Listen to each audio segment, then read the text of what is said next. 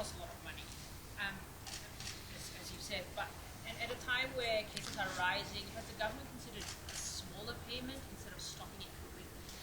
Well, there are a range of COVID support payments which were designed by our predecessors to end at a certain point, and to restart them would cost a considerable amount of money. And what we've tried to be is upfront about the challenges that we face in the budget. Unfortunately, there is not room in the budget for every good idea or to extend every program, even good ones, indefinitely, and we've tried to be upfront about that. Now, we will continue to take the advice, obviously, of the medical profession and others to make sure that we're providing support where we affordably can, but we've tried to be upfront with people and say that some of these important programs that have existed in the recent past, which are designed to end in the near future, we can't afford to extend all of them. You're a big supporter of measuring things that matter, indices other than financial determine what's working. Has the government weighed up the health and wellbeing impacts of ending the subsidised RATS program against the costs to the budget bottom line?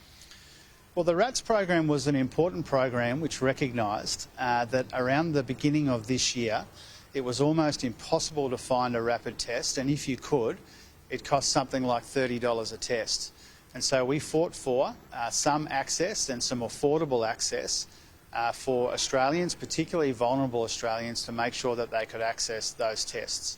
The reality is that the situation has changed in welcome ways, such that a test costs much less than that now and is much easier to find. Now, my advice to pensioners and people with the relevant card is that this program doesn't end until the end of the month, and so if you can access those 10 additional tests, you should do so. For a lot of people, that will last them some time after the end of the program.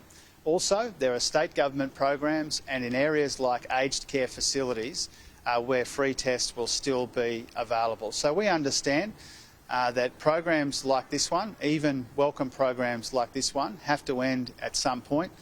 The reality of access to and affordability for RAT tests has changed dramatically since that program was introduced, and now seems to be a good time to transition out of it towards the end of the month. What was the cost of that program, I guess, from month to month? Do you have that number? Oh, we can provide that number to you. It's obviously a relatively costly number, but if you add it up with the paid pandemic leave, which was something like, I think, $60 million a week in its most recent iteration, you combine that with the support for at the petrol bowser, you combine that with a whole range of programs which were designed by the former government to end around this time.